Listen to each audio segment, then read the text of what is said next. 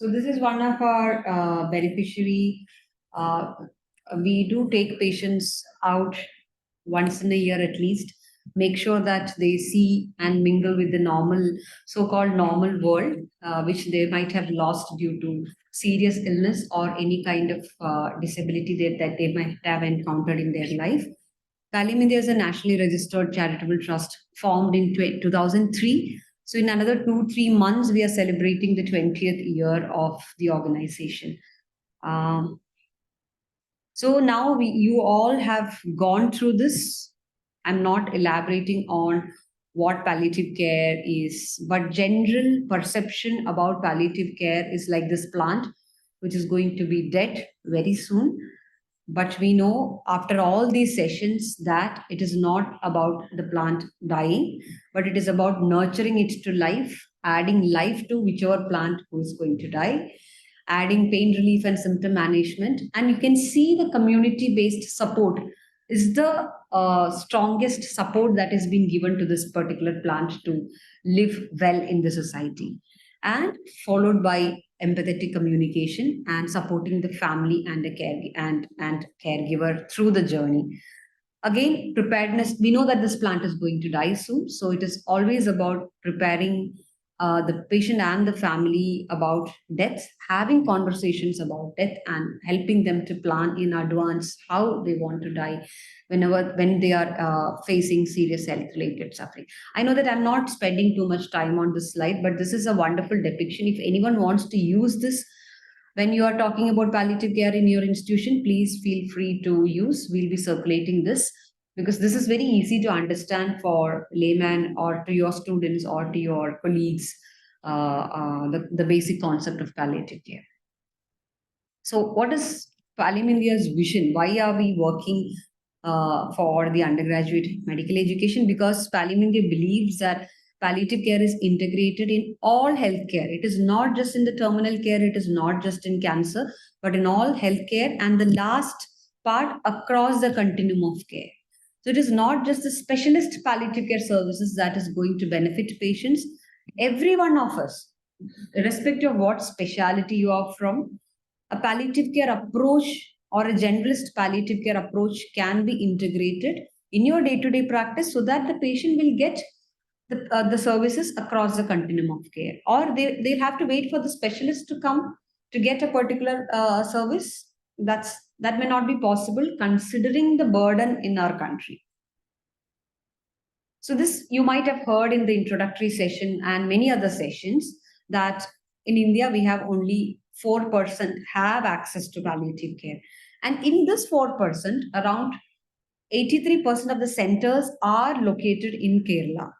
So only rest is distributed across the country. That's what the statistics says based on the morphine conception. We don't have any other measure to measure how palliative care is being, how much access is there for palliative care.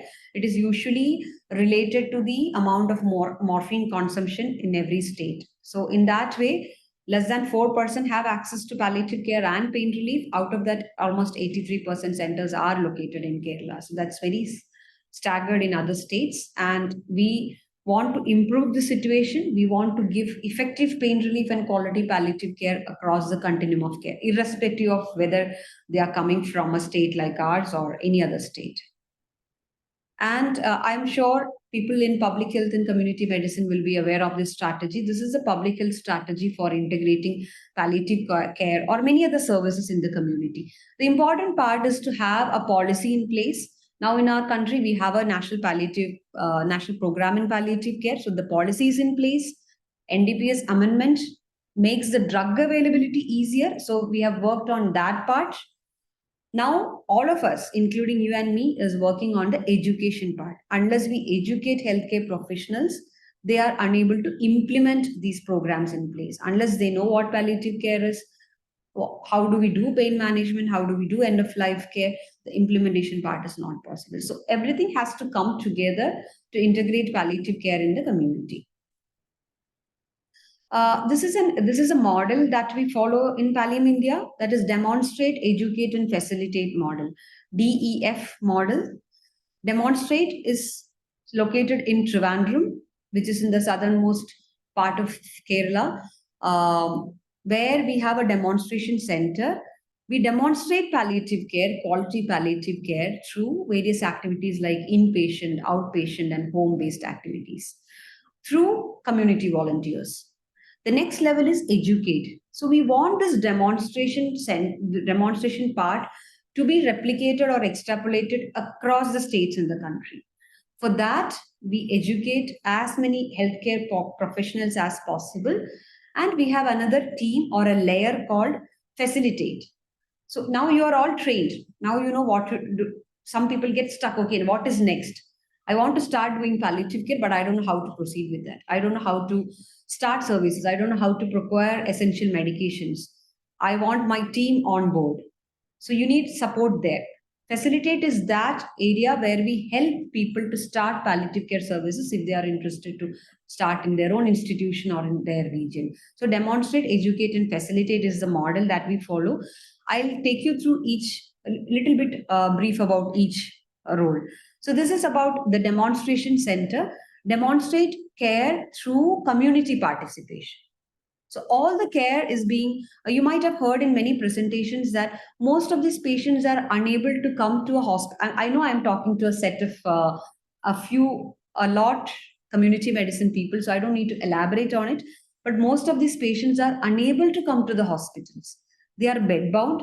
Any single hospital visit will cost a lot, including manpower, an ambulance to come to the hospital. The waiting time may be prolonged. There won't be anyone to take them to the hospital. And usually, acute hospital visits may not be needed for these kind of patients. The problems will be chronic, which can be easily managed at home. So, how me sitting in Pallium, India, do not know what happens 40 kilometers or 10 kilometers away from me. I don't know whether there is a patient there, whether the patient needs palliative care. That is the place where the community volunteers play a major role. So suppose I am a volunteer, I know that my neighborhood there is a patient who had a stroke, who is bedridden, have bed sores. As a volunteer, I am trained. I know what palliative care is. I know when to refer a patient. So I will tell Pallium India, okay, there is a patient nearby my house. Can you come and visit this patient? So community volunteer become the link between the patient and the institution. And we do conduct outpatient clinics, inpatient care, and home visits. And we have a telehealth line which is available, and we have another program called Halfway Home. So, what all activities, apart from the medical care, what all activities that we do in the community, as many of you might have come across, like we do come across very often. We go to a house with doctor nurse team, we prescribe all the medications, and sometimes patients do ask, you told us to take the medication after food, but there is no food. So I didn't take the medication. We don't have anything to eat at home. So I didn't take medication. So we make sure that people who do not have access to basic minimum food will be given food assistance. Suppose if they are little able to do a small job, you don't need to give food to them, but we help them to train in some vocational rehab so that they can earn their own food. It can be something very simple which they can do from their own home, sell it and make some money so that we help them to earn something on their own. So food assistance and vocational rehab. The third part is education support. So what happens very often, what happens is that whenever the father or mother in the family gets sick, maybe due to cancer or maybe they have stroke and became bedbound, one of the children, usually the girl child, will be at home to take care of the father so that the mother can go for work. Many a times they cannot afford schooling, so they drop out from the school. So we make sure that all the patients' children under our care can get through the basic education. That is till 12th standard, they are able to get their basic education. So we support these children to reach till 12th standard. If they are academically bright, we will find sponsors to continue their education. So there are people who go for nursing schools, other courses also. And home modification. We do all the rehab in our hospitals. We tell them how to do things in a hospital where you have your nurses and the team helping them. and then we discharge the patient. At home, they don't have access to wheelchair in their toilets. They don't know how to shift the patient, lift the patient, no clue. So we make sure that there is access to wheelchair, access, they can move around a little bit. They have everything, whatever they want, aids and assistive devices in place. So before discharging, we make sure that the home modification is being done. Again, that is done mainly through community volunteers and maybe linking them to certain schemes in their local self-government areas. So there might be scheme for house modification for people below poverty line. So we try to link them to that particular scheme, make sure that the doors are wide enough, the ramp is there, no stairs from bathroom to bedroom, so that they can do whatever we tell them to do at home also. So house modification so I'm talking about the non-medical part of a home-based visit. So this is a picture of an OPD that we conduct. So OPDs do not need air-conditioned rooms. This is a lower primary school in one of the rural areas where there are volunteers standing out there. They are all retired school teachers who wants to do something for their community. They have seen people suffering, unable to reach the health system for care, bedridden for a long time, or unable to continue care, pain, unaddressed pain. So they are the link between these patients and us. So we do go there and conduct outpatient clinics. I'm sure many of you are familiar with the rural health. It's very similar to that, but it is not run by the government. It is run by the community volunteers. We provide the medical and the nursing support to them. So people who cannot reach the health centers or this kind of outpatient clinics, because of the difficult terrain in Trivandrum, it is very difficult to come to a hospital. So we go to their homes. We have 7 teams going out every single day, 5 days a week, which has a doctor, nurse, social worker, and a driver who is trained in palliative care. So the driver will be able to assist and maybe to take care of the non-medical part of it. I may not be seeing the fact that they are having a major fight with the neighbors, but the driver will be able to identify that, okay, they don't have support from the neighbors. Maybe we should talk to them. So it is a teamwork. We go, 7 teams go out every single day. That's a major chunk of work that we do. Inpatient clinic is restricted only to 13 patients who are, because what we found is that majority of these issues can be taken care of at home in the community.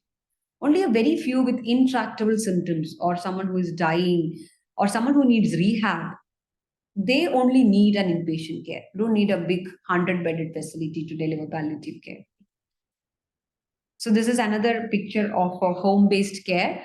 So we find it very difficult to walk and reach there. So I always wonder how these patients are actually reaching to us. So sometimes I ask them, what if you need to go to hospital? So they say, I call neighbors, then they lift me in a chair, then there is a rope, they pull the rope, and then someone will bring a rickshaw. The rickshaw guy will charge a lot because they know that they are going to hospital. So all these stories you will understand one. And the sad part is that they say, but when we go there after all these hurdles, the doctor doesn't have even time to listen to us. He says, okay, continue the same medications and review after 1 month. So they feel bad that this is what we get at the end of all this journey. So the care is being delivered at the doorstep. This is a rehab that we do at home. So we all talk about physiotherapy. Many of these patients with stroke or traumatic injuries to spinal cord injuries, we have a lot of them. In fact, almost 70% of non-cancer and 30% of cancer is what we cater to. And among that, it is mostly stroke and spinal cord injuries after a road traffic accident, or maybe Kerala has a lot of coconut trees, so people do have a lot of fall from buildings and coconut trees, and they end up being in bed. They can't come to do physiotherapy every day to your hospital. Suppose your hospital is providing free physiotherapy. How are they going to reach there? So physiotherapy has to be community-based. So we have employed physiotherapists in the community, and we do certain things at home. It may not be the ideal fancy thing that you find in a hospital, but simple things like a pulley, a rope, so that they can get up, they can shift on their own, they can do the exercises, and we train the caregiver. So this is a simple example of how physiotherapy is being done, or physical rehab is being done in a home setting in a very rural area. And these are The people standing nearby, these are all community volunteers with the physiotherapist and the patient. Again, people, community volunteers identify people who are in need of food. So as soon as I see someone is not having food, I'm not going to provide food kit. I will ask the community volunteer, okay, find out what is happening there, why they are not having this problem, whether they are eligible for rehab, or do we need to actually provide food for them. So the volunteers identify the actual need and tell us, okay, this is what they need. So unless you give food, your morphine is not going to work and give adequate pain relief, right? They can't take medications. They, even if they take, their pain relief will be inadequate. So these are certain examples of vocational rehab: sewing machine, making umbrellas or pens, the paper covers. These are certain things that jewelries and soaps. These are certain things that people choose to do. Most of them will be paraplegic or quadriplegic, and they earn a little bit of money, but they feel good that I'm not just sitting like that. I'm earning. I'm doing something for my family. We do have kids. They are also rehabilitated in the same way. We have pediatric palliative care. Again, that is like 99% of non-cancer patients with birth anomalies, and they live longer, and their siblings and the family go through a lot. So it's very important to talk to their siblings, understand them, because all the care and the attention will be generally diverted to the child with problem, and the siblings don't get enough. They become the caregiver at a very young age. So we make sure that the siblings are taken care of. And we see very often that when there is a disabled child in the family, usually the husbands abandon the wife because it's always their problem and they'll be left alone. So we help the woman to find some rehab, because she has to be at home also. The child is disabled. She has to take care of that. Something she can, which she can do at home and take care of the child and get some earning on her own. So there are a lot of children with birth anomalies. Very rarely we get cancer patients, because there is already pediatric cancer palliative care which is happening in the city. And children, if they cannot go to school, we make sure that if they have any other interest, drawing, or sometimes some patients ask us, can I go for a keyboard class? I'm very interested to do that. So we find someone to sponsor that particular class for the child, so that he feels engaged and being useful. This is the kids collective. In Malayalam we call it Kutti Kootam. That is essentially kids collective is the English translation. These are all children of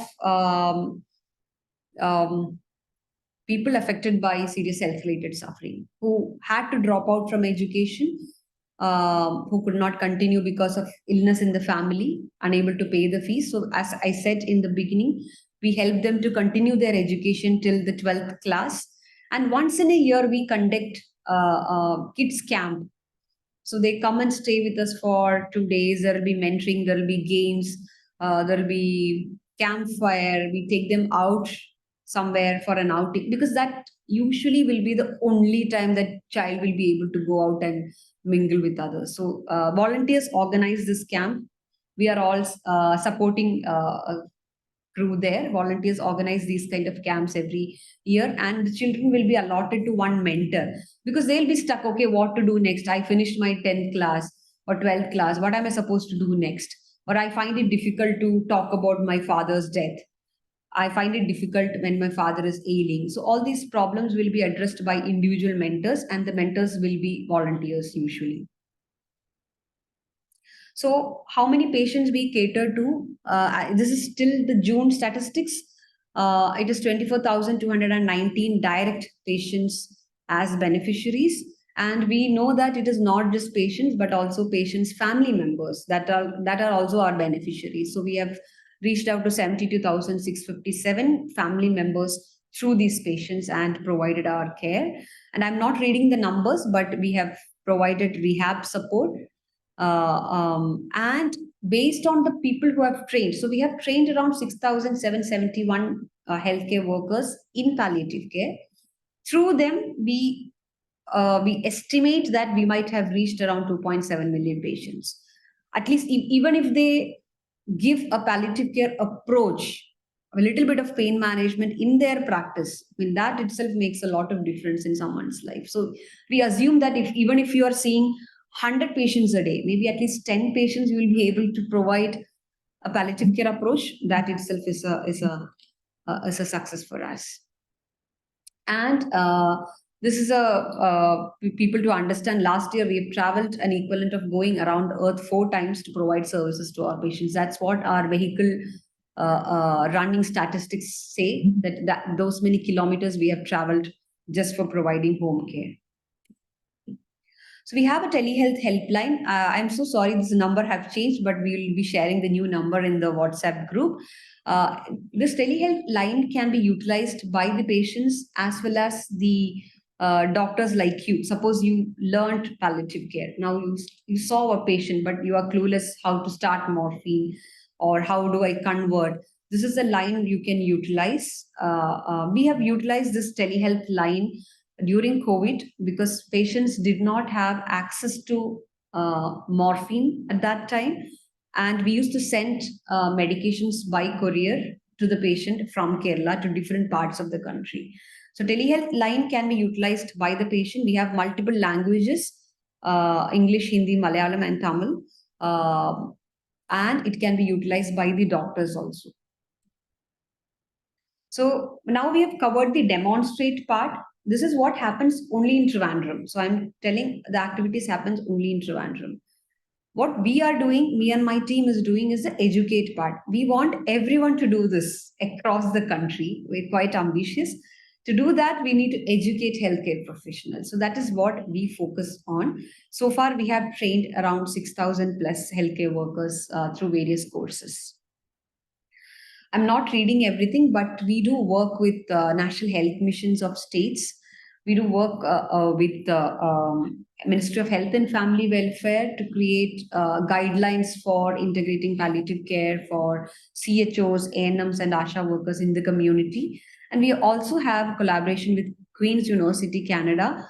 Through that collaboration, we do have a global fellowship program in palliative medicine, which is a 1-year distance learning course.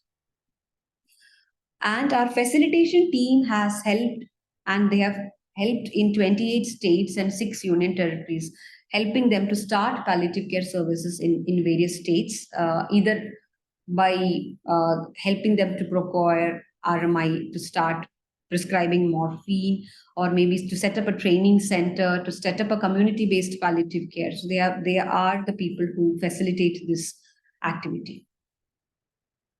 So the last year we got a consultative status with United Nations, their ECOSOC, which is focusing on palliative care and the elderly care.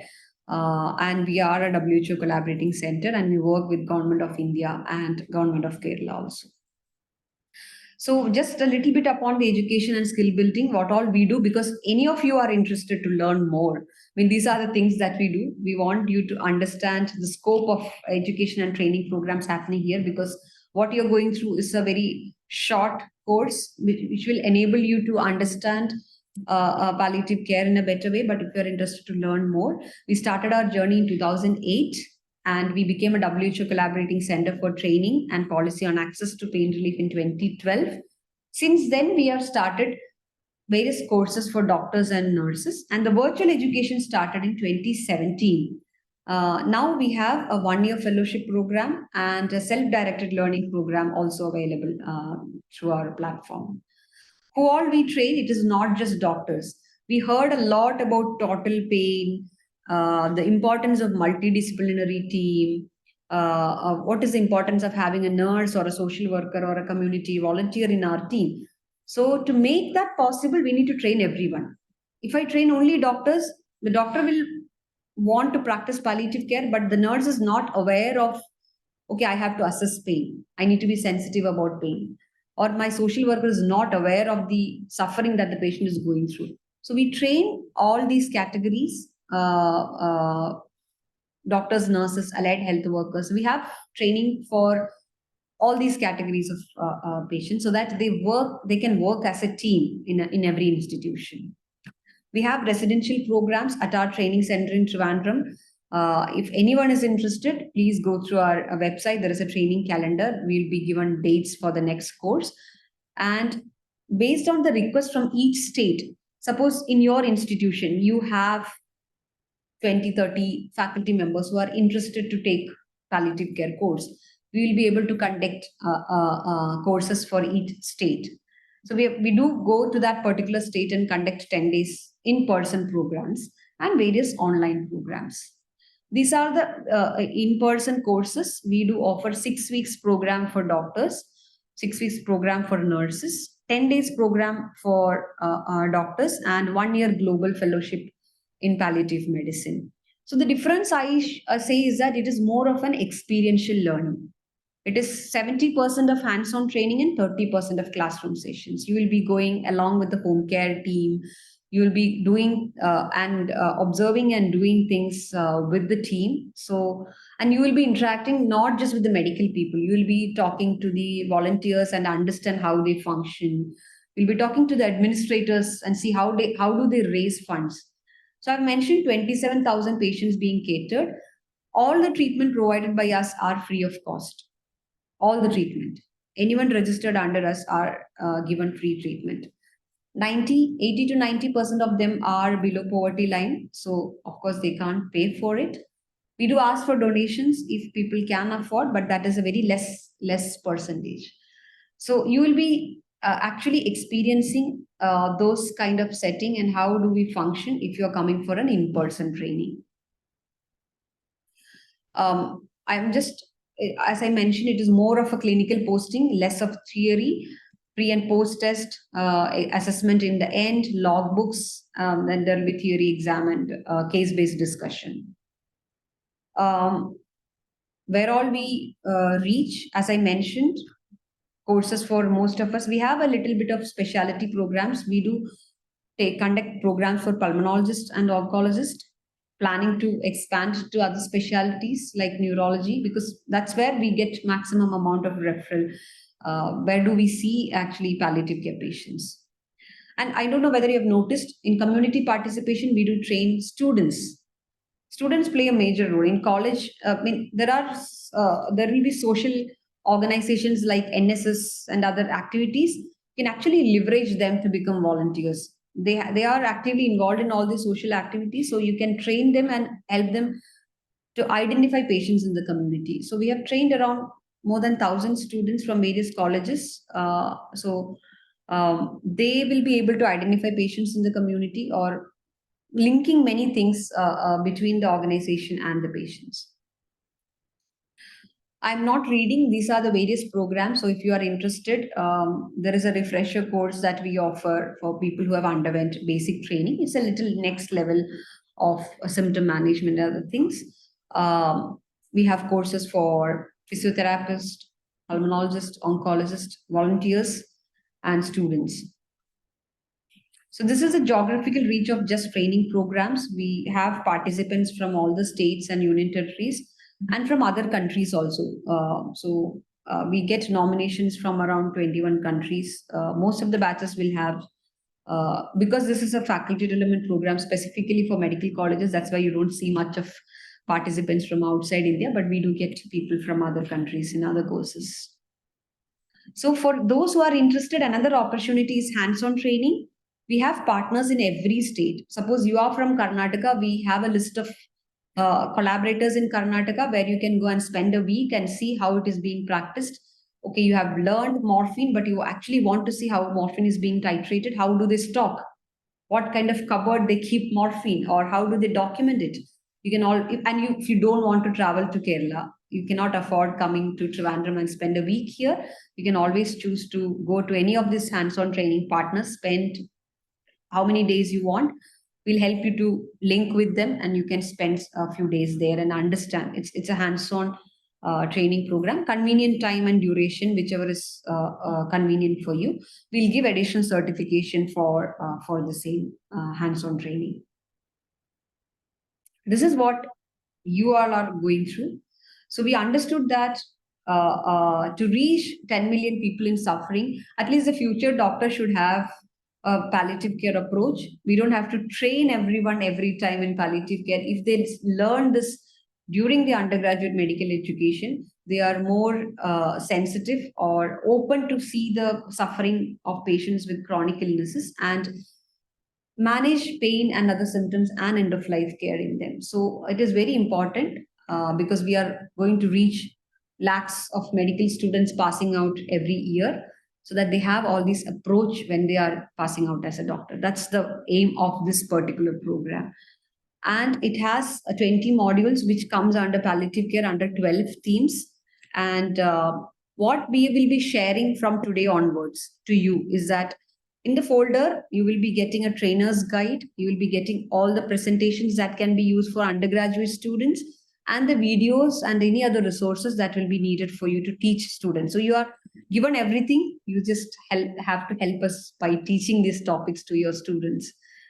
So far, we have covered 60 colleges and 105 faculty members through this program, excluding this batch. A little bit on the facilitation team. Suppose, I hope all of you should start doing some palliative care services in your institution. And we have regional coordinators working remotely, covering all the states. You tell whichever state you're coming from and what service you want to start there.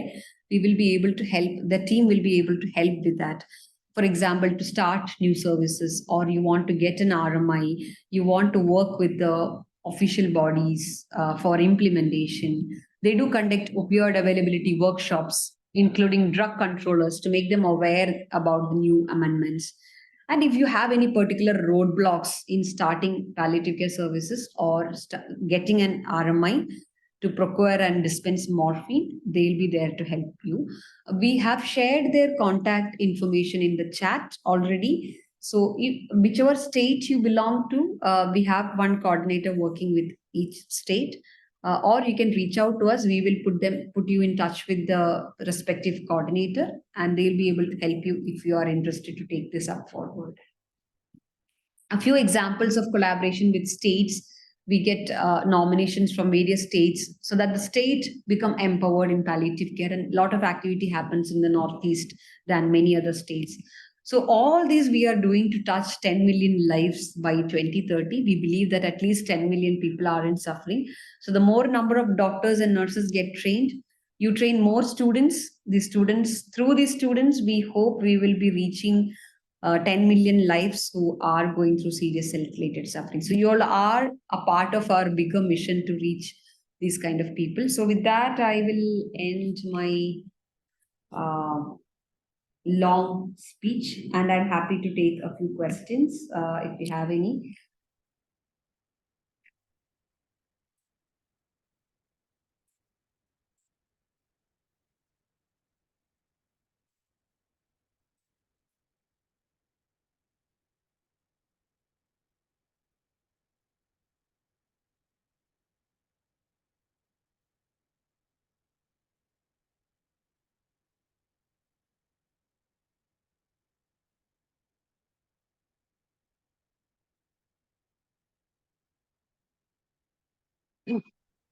Ma'am, now once we complete our training, we how do we put it forward to our dean or any superiors in the institution about palliative care? Thank you for that very important question, ma'am. I think these modules are already mentioned in the CDME. So you are given in the resource materials, you will be given a format on which department, which topic is covered. So we are not asking anything extra, no extra hours. Institution is not supposed to do anything extra. You just have to integrate this. Suppose, very simple example, under anesthesia, there are various topics under pain. Almost 6 topics are mentioned under pain, under anesthesia. So if you are in anesthesia department, or if you are in any other department, not anesthesia, you can ask your colleague from anesthesia as a part of vertical and horizontal integration as being recommended. Can I take a session on pain management, total pain? You're not asking for extra hours. I'm trained in pain management. Can I just have, can I handle this particular, or can I also be a part of this particular topic? That's all we are asking for. Physiology, we talk about various neural pathways, but we don't talk about sensitization and the importance of addressing pain as early as possible. Otherwise, the central sensitization, we don't talk about it. So we are asking you to ask your physiology friend, can we include that also when you teach? We are not asking for anything extra, but the patient perspective has to be integrated everywhere. So I hope, because we are not asking for an extra hour or anything, usually the institutions agree. And because CBME has mentioned integration horizontally and vertically from across the years, people who have practiced, they don't find it much challenging to get that time slot from their fellow colleagues. But if you find any problem, any roadblocks in convincing your superiors, just let us know what exactly is the barrier so that we can work on it. I'm working in the ART center in GMC, in Goa Medical College. Okay. So, many a times people ask me how long I have got to live, or sometimes we have patients in full blown age who come, and I have to handhold them, guide them about services. So, in this context, how can I use this training here in the Yeah, ART so there is a center? module on end of life care which comes under general medicine towards the final year, I guess. So you can ask your physician, can I have a 40-minute session on end of life care? Okay. Students will be For aware the of that. students. We don't talk about end of life care at all in any of these lectures, right? No one talks about Yeah. dying. So you can ask, can I have a 40-minute session for students under this? So if they ask, okay, why are you asking that? It is not relevant. You can always. So we have done the mapping also. In the trainer's guide, we have mentioned in which module they have mentioned this particular topic. So you can say, okay, under this particular number, they have mentioned that you have to teach end of life care. Can I just teach that topic? Can you give me 40 minutes to teach that? That's what we are asking from you. Okay. Thank you. Hello. Yes, sir. Yes, sir. Please. I'm basically serving at a medical college, which is a private public partnership. How can I exactly implement all this? And do you have any charted way to do this? Sir, which department you are from, sir? I'm a physician. I'm basically looking after the critical care. Okay. Sir, that is where your like in the CBME they have mentioned. Suppose Yeah, I'm aware of that, yeah, ma'am. So exactly the same thing. You can ask, you can integrate this learning, whichever you have learned from this particular course. We have given presentations based on the guidelines given by CBME.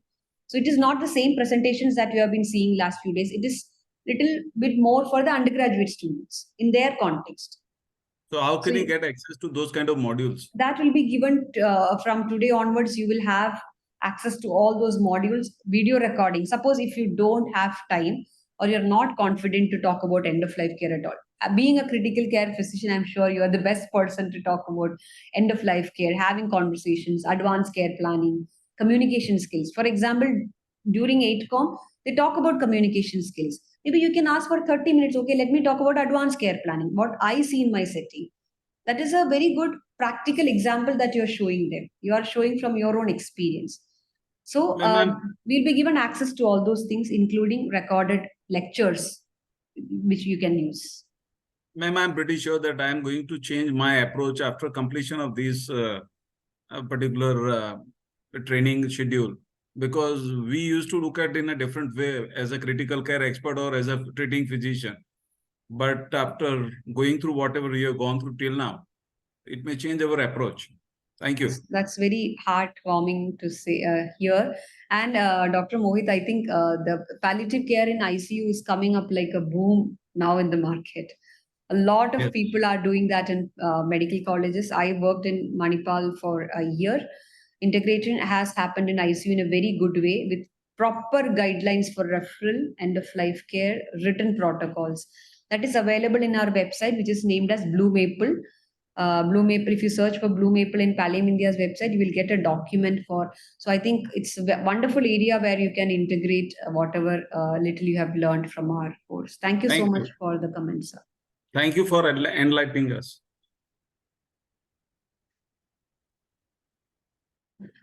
Hi, Dr. Shahida. I heard you have only tablet morphine running out of stock. May I know which state you're from? I'm from Andhra Pradesh, madam, Kakinada.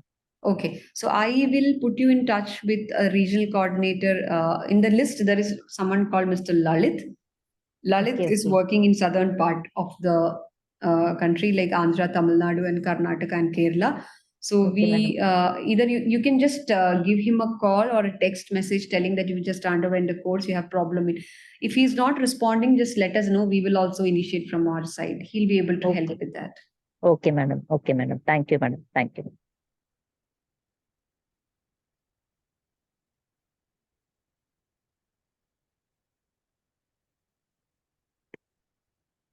So I think I am happy to take up any questions in the WhatsApp chat also. Any help after this program? No, Dr. Goshal. Morphine patches are not available. Only tablets are available. Some centers have syrups, tablets, and injectables are available. Syrups are available in some of the centers where they themselves manufacture, like Kidwai and RCC in Kerala, but otherwise it's only tablet and injectables. Fentanyl patches are available, but it has its own pros and cons in terms of duration of action and unstable pain. You can't prescribe fentanyl patches. We have the next faculty joined for us to take us through the principles of integration. So I am happy to take questions in the WhatsApp group, or anytime you can call me or email me if you need further assistance in any of the services that you want to start. Shripriya, can we have that intro slide? Yes, ma'am. Yes. So now we are moving to the second part of our session for the day, and we have an eminent faculty, most experienced faculty, if I could say so, Dr. Kadambari, joining us in the evening to share her thoughts. So, Sreedevi ma'am, I hand over to you to introduce her formally. Thank you. So Dr. Kadambari is the professor in the Department of Surgery, JIPMAR, Puducherry.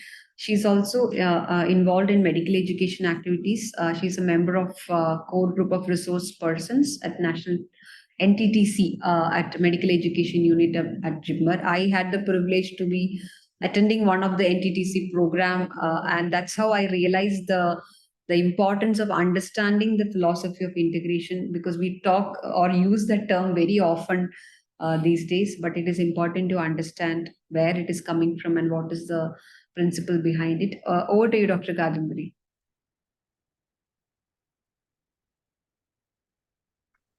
Thank you, Dr. Sreedevi. It's always a pleasure to join your group. I'm sorry, I'm having a power shutdown in my area. So anyway, I'm using my phone as a hotspot, so I managed to log in. So a good evening to all the participants. And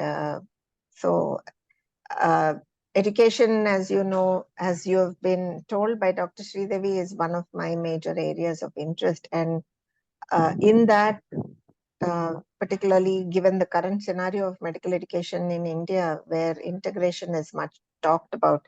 So everybody is wondering what integration is and how we go about it, and what is new about it. But I'm going to kind of bring you back to earth, because integration is not a new concept. It is something that happens all the time in any human being. That is the point I want to make in the next few minutes. So I will support what I'm saying with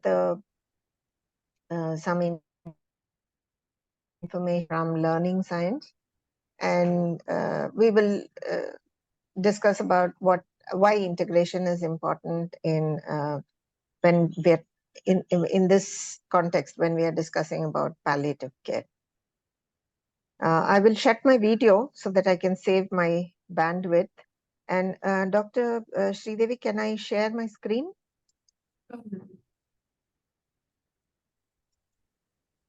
Okay. Yeah, it's open.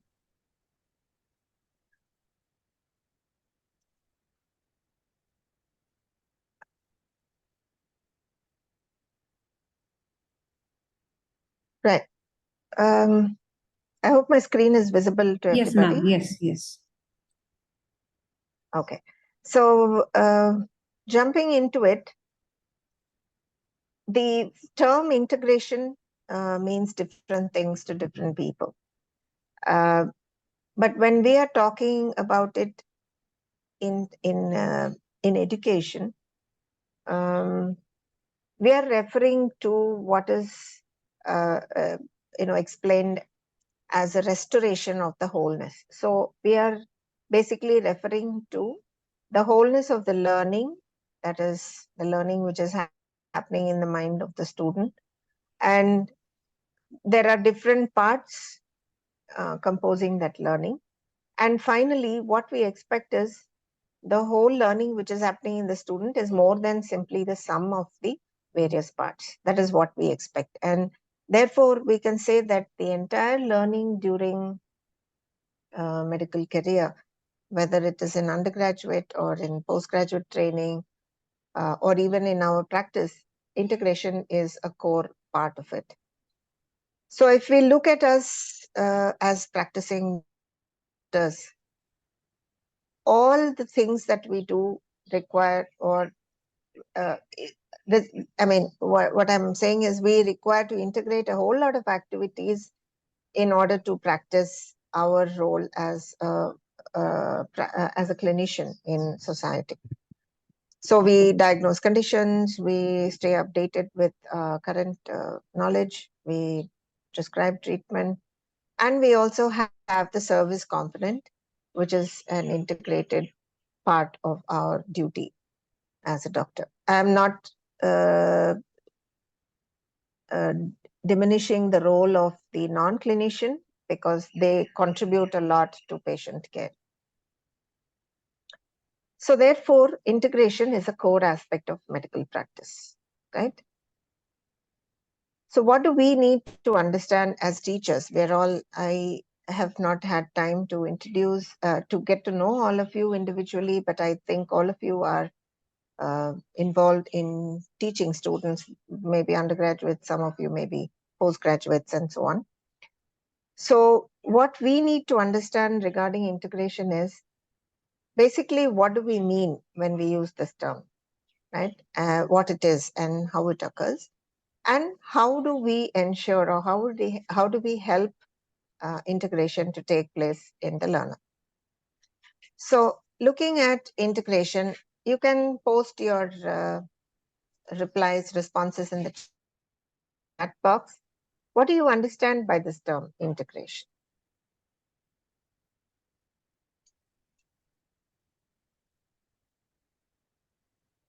Are there any responses? Not yet, not yet. Not yet. Uniting. Okay, uniting. Okay. Compilation. To bring topics together. Okay, to bring two topics together.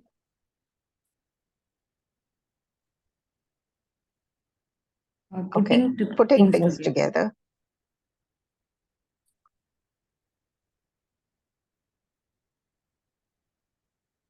Understanding better, involving one or more departments together. Yeah. Overall view. Yeah. So I think all of you have together come up with all that,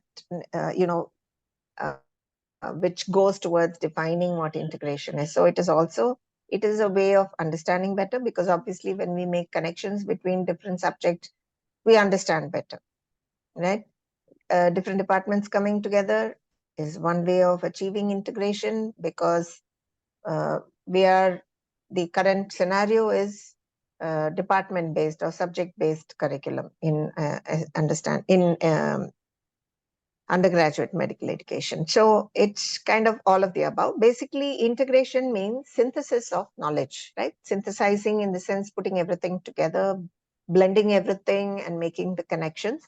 So making the connections which results in new knowledge. So they connect between basic and clinical sciences, for example, and learn about diseases and how to manage patients. So basically, whatever is happening is occurring in the mind of the learner. All these connections and synthesis of knowledge, etc., is happening in the mind of learner. So it is primarily a cognitive process. Now, if you look at the undergraduate medical education, for example, you have different subjects which are being poured into the minds of the learner. Each subject, there are different aspects to it, and there is a lot of content with respect to each of the subjects. So it is left to the learner to make these connections because they have to walk the complex path of clinical practice, right? If they don't put together all this information, they will find it difficult to practice what they are learning. So just to summarize what we have seen until now, integration in undergraduate medical education, at least, it refers to connecting and interrelating knowledge from different sources. Not simply basic science and clinical medicine, but also trying to integrate factual knowledge, what they learn in the classroom, with what they actually experience in the lab, in the community, in the bedside, in the clinic, in the outpatient, inpatient, operating theater, and so on. So many different sources where they get the information. And they have to put together all this information in a way that helps them to understand and therefore perform their professional activities.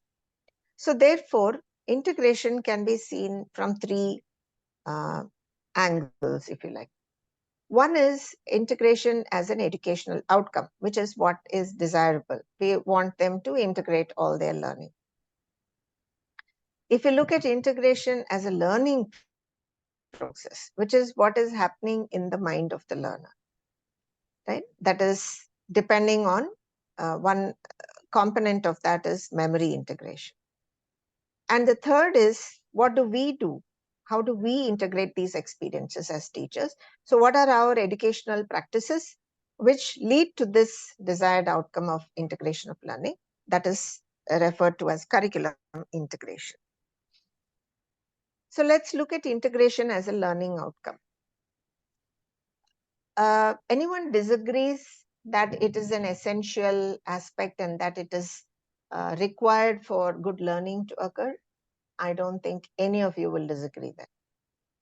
Because it is a higher order learning, it basically, all of you might have undergone your revised basic course or any training in medical education. You must have heard of this Bloom's taxonomy, where we go from knowledge to, that is recall of knowledge, to understanding and higher orders, where they actually, the highest level being synthesizing or, or even you can say creating something new. So therefore, the learner moves from basic understanding of a phenomenon to more abstract conceptualization, which is what is described in Bloom's taxonomy. So why is this important? Because unless new information is integrated with what is already existing, meaningful learning doesn't take place. And as I said, there are different times where learning occurs, different places. And therefore, all this information has to be put together to build a domain of knowledge. So integration of learning is an important aspect. The second part is as a learning process. This is what we need to understand, and this is where a little bit of information from the science of learning is what I'm going to talk over the next few slides. So basically, for integration of learning to occur, the knowledge that has gained has to be integrated in the mind of the learner, okay? In which, as we saw, memory is a very important, because making connections between old and new requires integration to occur in the memory. So it's a mental process by which all these relationships get established. So we go one step backward. So knowledge integration is a simple example is making connections within and between various subject domains. So within anatomy itself, there will be a lot of integration that is required. For example, general anatomy with limb anatomy, circulatory system with neurological system, between anatomy and surgery, and so on. So at all levels, it is required. So as I mentioned in the beginning, integration is not something which happens in an MBBS student alone, right? It is an essential or natural process which occurs even in childhood education. And children as young as 4 years of age naturally develop the ability to put the new knowledge and link it with their prior knowledge.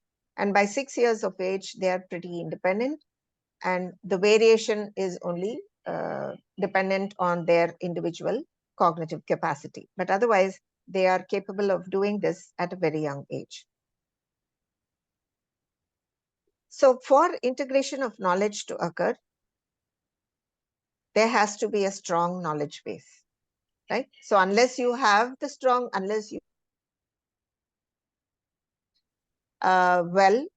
you obviously can't make the connections. So therefore, there is a general thought nowadays that we are putting in a lot of information for our undergraduate. We're giving them too much information. We should avoid rote learning. We should avoid memorizing.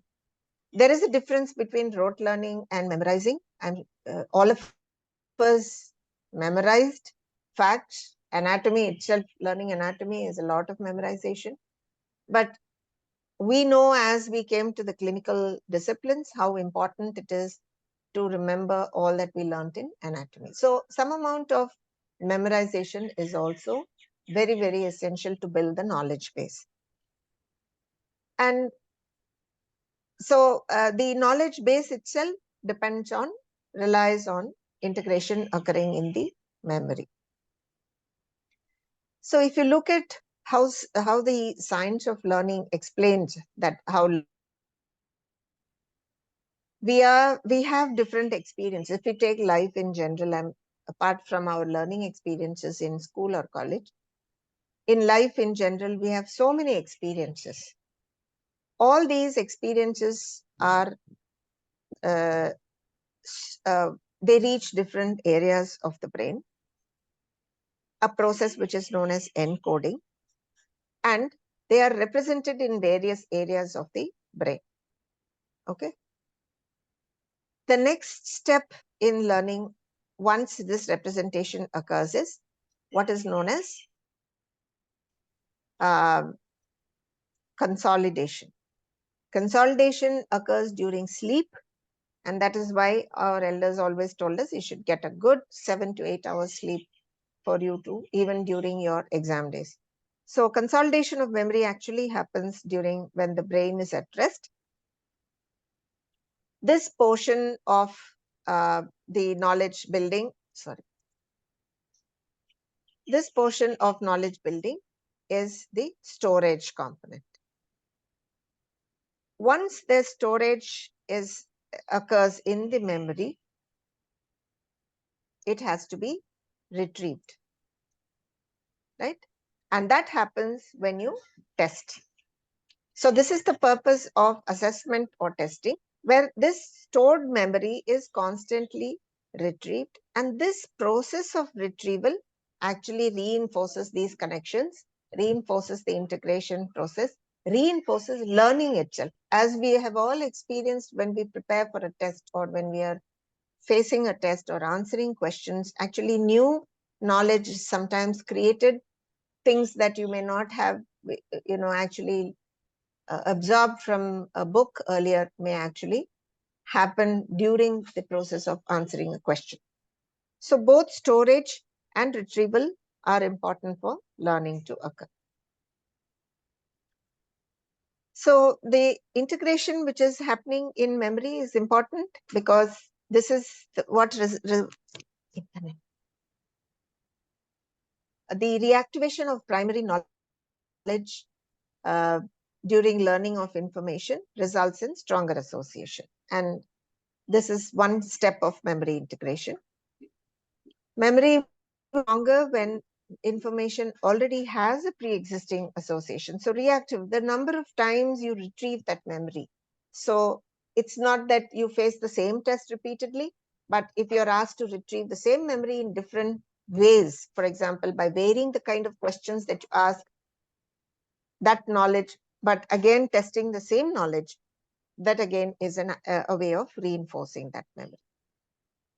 And actively react previously learned information when studying new information is beneficial for subsequent memory. So when we are studying surgery, for example, going back and looking at anatomy and trying to recollect and then making those connections helps the learning process. So this is how memory integration actually takes place. So this is at the studying level, this is at the teaching level, and this is at the assessment level. So as teachers, we ask, why is integration needed? What are the elements to be integrated? When should integration occur? And where should integration take place? And how can we as teachers scaffold or support this process of integrating of knowledge? So we'll begin with the first question. Why is integration needed? I would like some responses on the chat box. Why do you think it's needed? We already had a few responses earlier. You talked about making connections, understanding better. Any further responses other than these?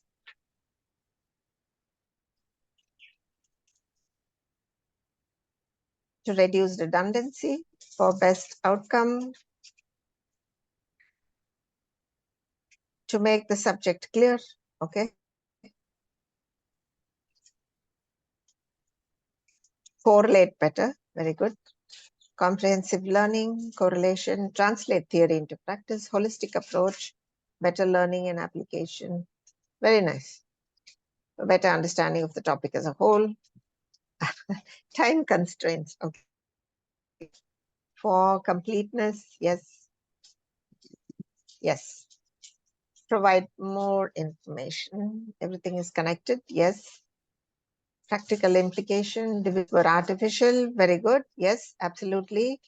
But they are necessary because when we break down information into smaller pieces, it's easier for novices to learn, isn't it? That's how we all learn. Okay. So thank you for that. So basically, all the points that you have put forward are correct. Integration is needed for learning to be comprehensive, to make sense of what they are learning, make the connections. So one of the commonest ideas that we usually have, especially in the current CBME curriculum, is this idea of integrating basic and clinical sciences. So there's a quick question for you here. These are all the reasons why we need to integrate basic and clinical sciences. I'm sure you'll agree with me. I have a question for you here. All of you are clinicians. Do you routinely use your knowledge of basic science when you make a diagnosis? The catch is in the word routinely, right? Just type your answers in the chat box. Yes or no? No. No. Involuntary, no. Yes. Okay, somebody said yes, yes, all right. Sometimes, yes, yes. Okay. To a certain extent. Very nice. I think that's makes sense. Yes, no, okay.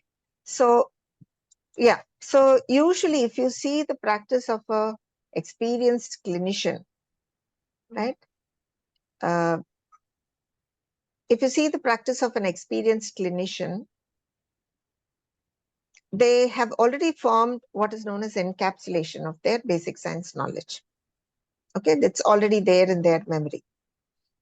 And as they see more and more cases through their practice, they form what are known as illness scripts. That is, kind of, if you take, for example,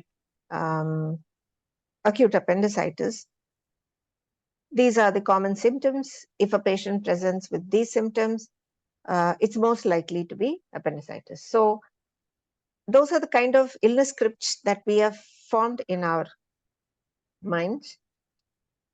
And then we start ruling out one or the other based on our experience and based on additional information that you gather. So normally you would not actually consciously connect, okay, and this pain is umbilical in the beginning because of the referred pain, because that is the dermatome of the appendix, and now it is shifting to the right iliac fossa because the appendix is there, and therefore there is peritoneal inflammation, and therefore there is tenderness, rebound, etc. So we don't actually go step by step in that way. But when novice learners are making a diagnosis, they use a more analytical approach, right? They break it down step by step. So this is called, although the term intuition is used, it may not be the right word. It is actually a quick analysis, a heuristic, which is being employed by experienced clinicians. The only exception occurs when we have a difficult situation. So one of the participants answered sometimes. Yes, so that would probably be the more appropriate answer. So why integration? So the apart from making diagnosis and making connections, integration therefore helps them to deal with complex clinical problems, fosters higher order thinking. And this vertical integration that we talk about, connecting basic and clinical sciences, is the way they see the real world, which brings them the significance of learning basic science for making clinical diagnosis. It is more exciting for them to learn. They understand the relevance of learning a subject. And one of you already also mentioned reinforcement.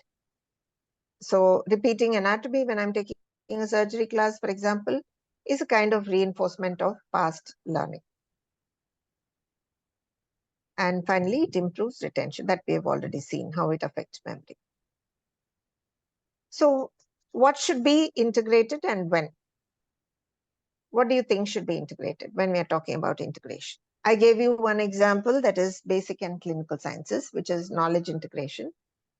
What else should be integrated?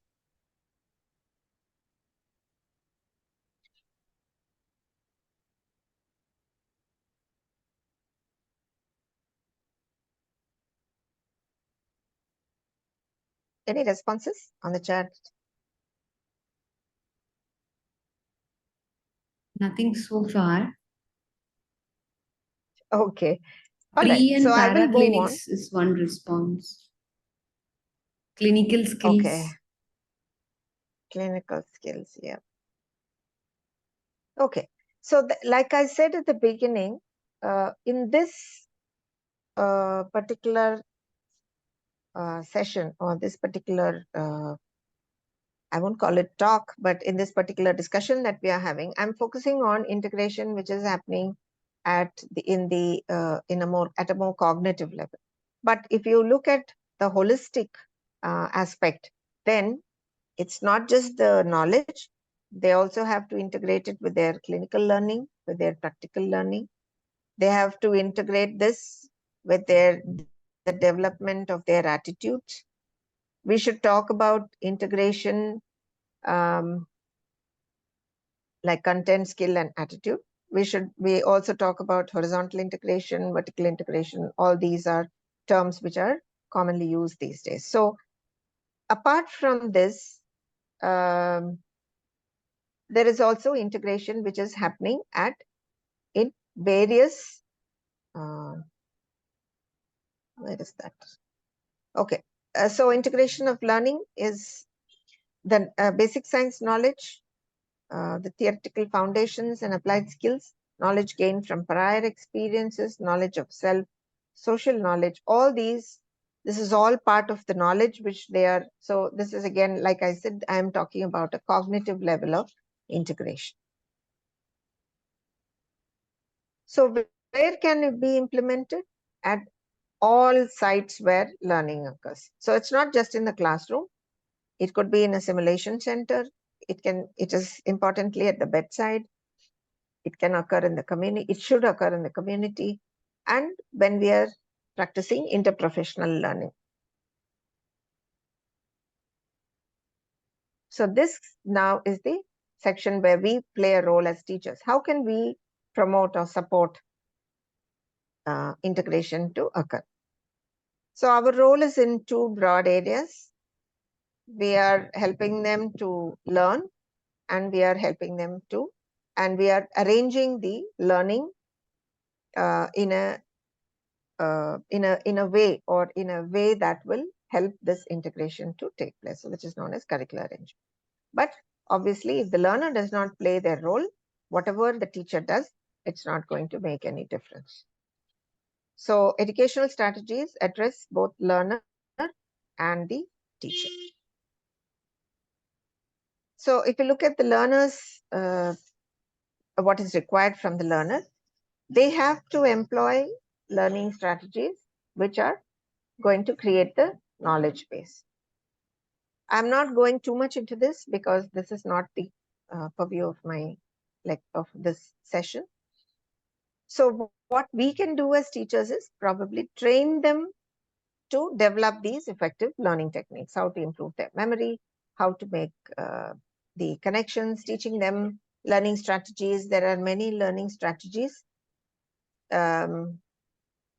which are being described to help them to build a knowledge base and make these connections in their memory. So what are your experiences? Can you share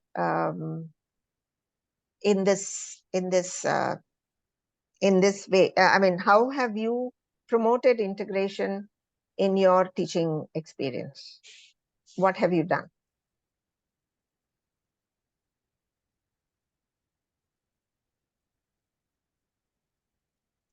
Just a Ma'am, basically, experiences. What do you do in your classroom? Or yes, please, Dr. Mohit. ma'am, basically we are right now integrating at basically teaching basic pathology anatomy with the clinical conditions, like suppose we are teaching about the diabetic ketoacidosis, we start with the carbohydrate metabolism, physiology about it, and then we integrate with the clinical scenario, and we try to make them understood undergraduates about those things. Okay. So you're from which specialty, sir? I am from medicine, general medicine. Achha, medicine. Okay, that's good. So that's what most of us clinicians do. We always begin our class with a little bit of background and trying to trigger their memory of basic sciences so that we are able to help them to make their connection. Any basic scientists here? Anyone from pathology or physiology, or I suppose most of them would be clinicians. Anyway.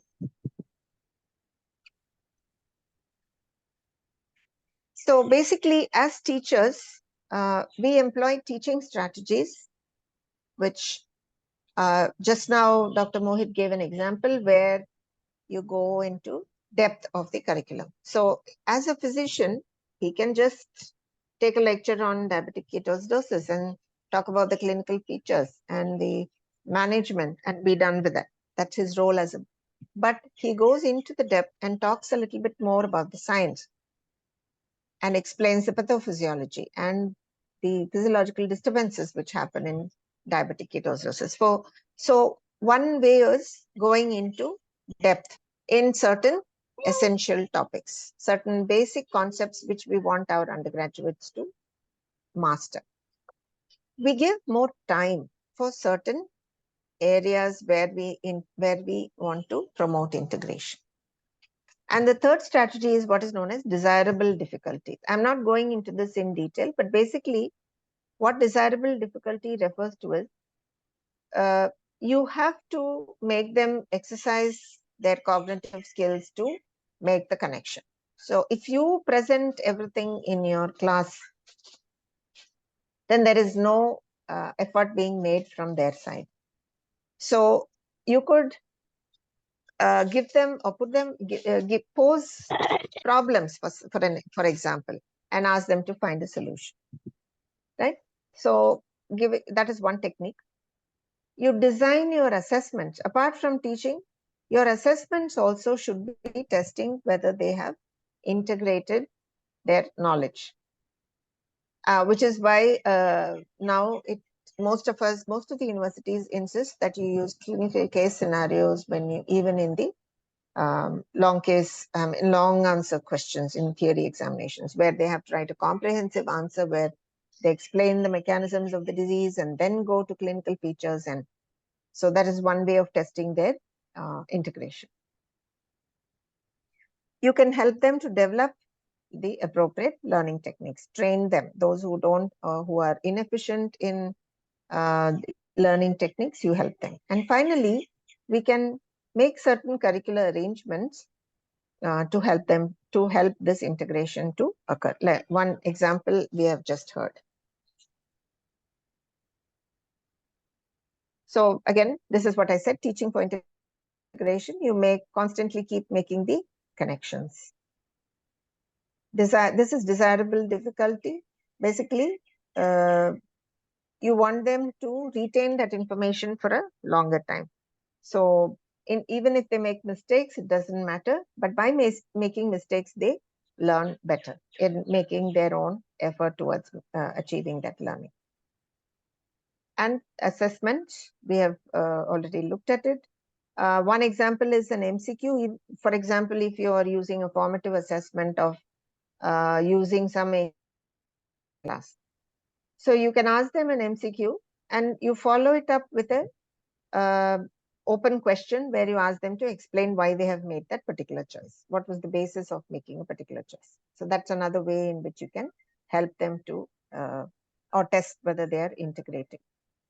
And as I said, storage and retrieval are both important. So this effect of repeated testing is known as retrieval practice effect. So the number of times they retrieve that information, the more solidly it gets embedded in their memory. This is the explanation for that, because that's how memory is strengthened, because knowledge keeps getting, and as I said, we keep generating even new knowledge as we keep answering assessment questions. And the retrieval cues refer to the questions we ask. So if we ask a straightforward question, what are the branches of the axillary artery? Okay, there's nothing, it's only retrieving their memory. But if you ask them in a certain way where they have to make the connection, that type of question, again, is important to assess or bring about integration. The last, I would say, and probably not as important as teaching and assessment strategies, is the curriculum arrangements. There is a lot of hype about the vertical integration, this H to Z type of curriculum, the spiral curriculum, and this is the the one which shows the horizontal and vertical and so on and so forth. But I would say, and this is another very famous diagram. I don't know how many are familiar with this. This is known as the integration ladder, which was described by Harden. Talks about different levels of integration. And we are probably somewhere here, maybe temporal coordination, where we try to match what we are doing in anatomy by doing a similar, dealing with the same system in physiology, for example.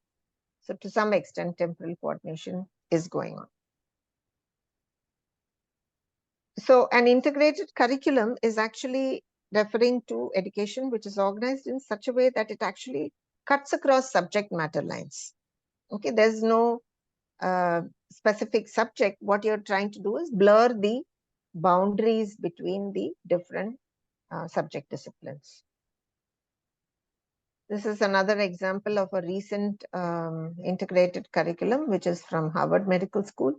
So a lot of effort has been put into devising curricula where integration is planned to occur. But I would say simply arranging the curriculum is not sufficient to create or to bring about integration of learning, right? So what we need to do actually is where you begin with basic knowledge, build the knowledge base, and then expand it by often revisiting it to allow the strong knowledge networks to form.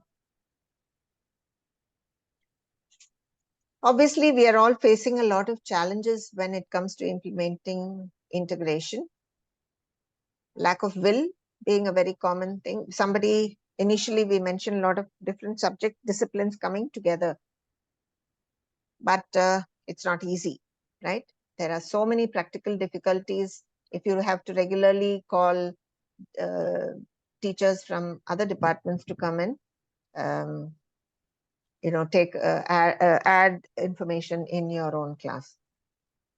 There's a lack of good leadership support, inadequate infrastructure, prefixed mindsets. People don't believe that I'm a surgeon. Why should I go to an anatomy class to teach anatomy?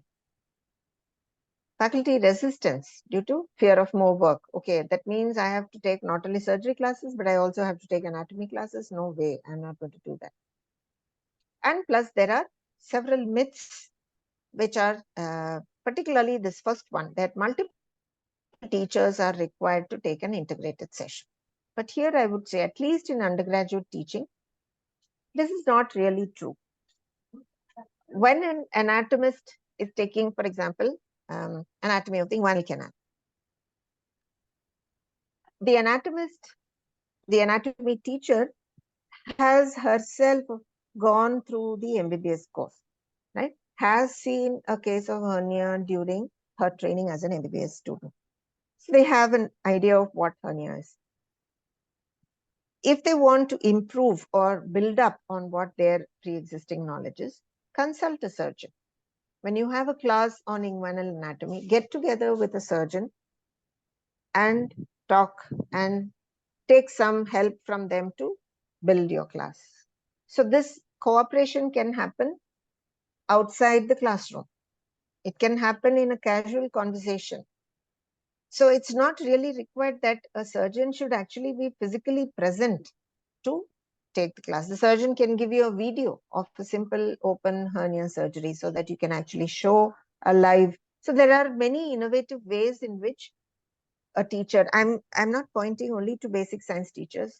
It is also as clinicians, when we are taking classes in clinical subjects, go back and talk to the anatomist or the pathologist, inform ourselves, and get some resources from them which we can use in our own teaching. So this is a myth that we should get rid of. And this is another, that it will create repetition or it will create more confusion. Actually, it doesn't. It helps them to understand better. And this last one, that we will all lose our identity as a department. So in MBBS curriculum, what we need to do is train teachers, assign responsibilities, develop modules or sessions by working together, and most importantly, use assessment in the right way so that the student understands that integration is necessary. And finally, how we deliver the curriculum. So my take-home messages: integration occurs in the mind of the learner. Integration of learning is the desired outcome of education. Knowledge integration is an automatic process that begins in childhood. A knowledge base is very important for integration of learning to occur.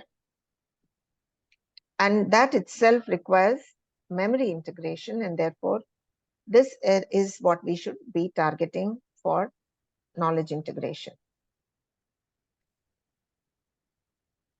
And as our role as teachers is to improve or enhance the curricular depth and increase the time that we give to these concepts building, and use the appropriate, which will help integration to occur by employing the principle of retrieval practice. And the last point is that Curricular arrangements alone do not result in integration of learning. Thank you. I'll be happy to take any questions. Thank you so much, ma'am. We'll wait for any questions in the chat, or you can unmute also. Dr. Cynthia has put a message about Harden's ladder. Is there a question in that, Dr. Cynthia, or you're familiar with this?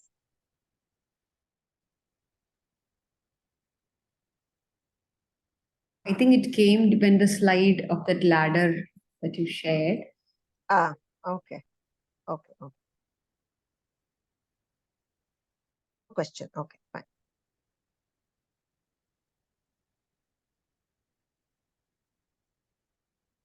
Yeah, I think there is a comment from Dr. Sita Raman.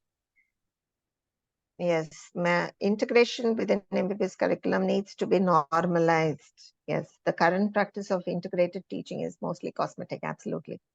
Benefits are limited to specific topics. Course-wise alignment as a concept is yet to sink in, to be implemented. Department-wise silos, exactly. And the non-integrated mode of summative, exactly. You're making the points which are in sync with what I spoke about. We're still in the early days, lots of steps in that ladder for us to climb. Okay, yes.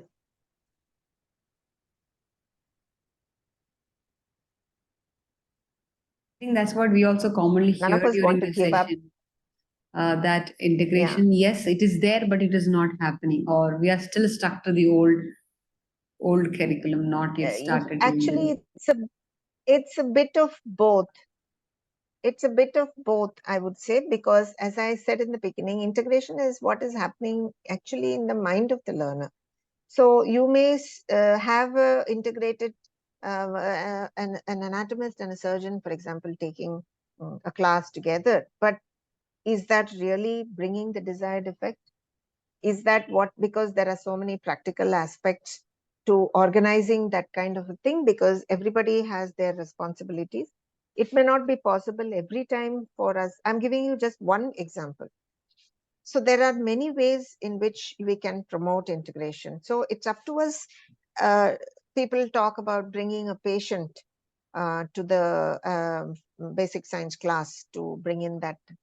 But it may not always be feasible to do that. Okay. So we have to think of some other innovative ways, and constantly, whenever we interact with the students in whatever session it is, it may be a classroom learning, it may be a real, it may be a practical session. At every place, we have to keep helping them to make those connections. And all of us should do it, all teachers.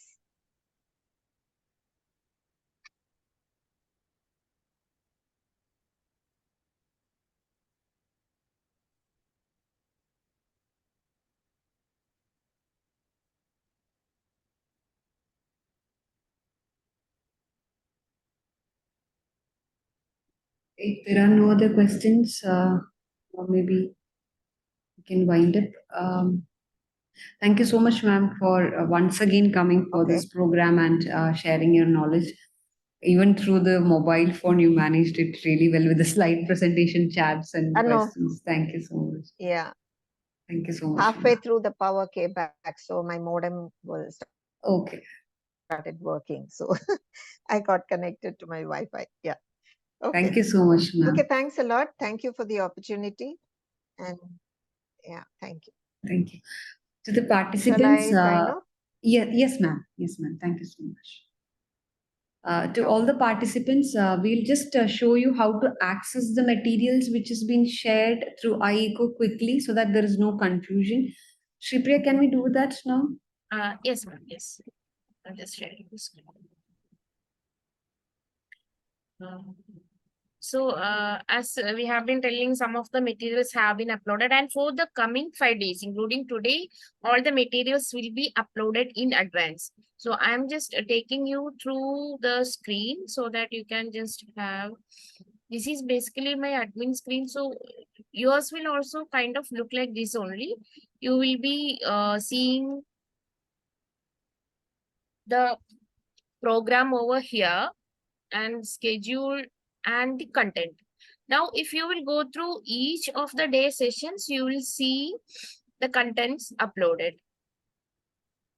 These parts are will be completed in coming days because we are still waiting for some of the faculty PPTs. But for today's session, if you could see,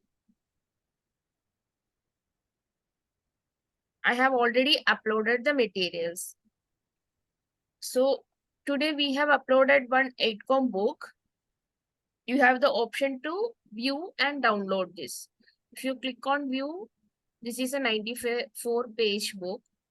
You can also download this, and we have also uploaded the distribution of PC topics in UG curriculum.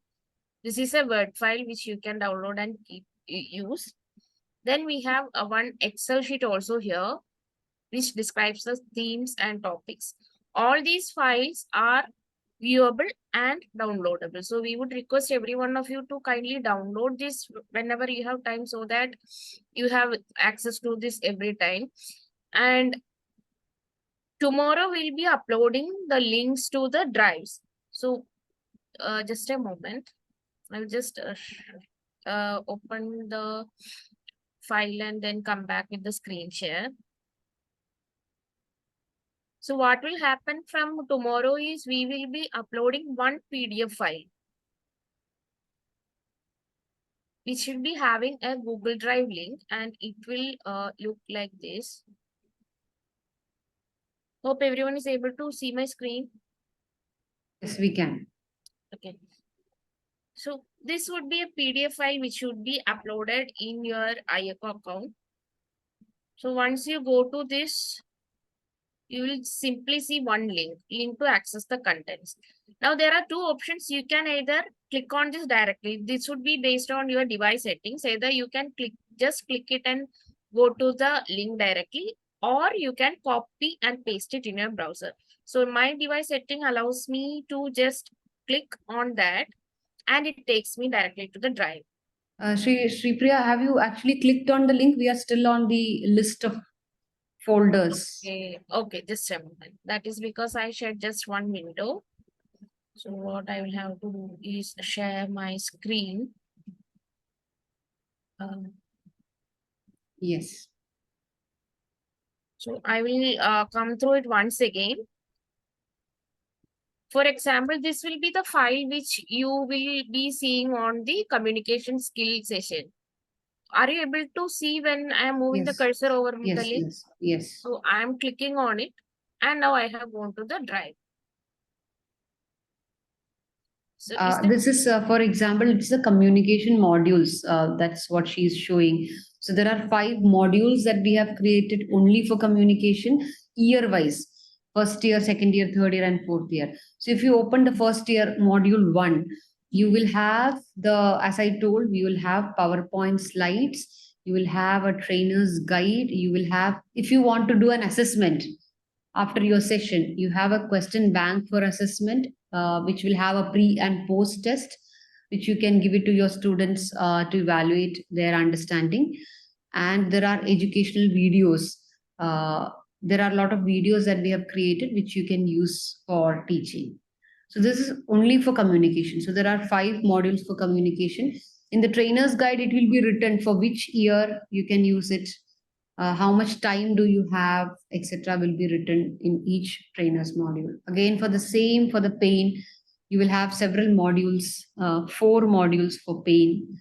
Click on one module, will be written all these like trainer's guide, PPTs, pre-post test. If you want case-based discussion for students, we have even given the scenarios. You don't have to waste your time making the scenarios. We have given the scenarios and the questions to be given.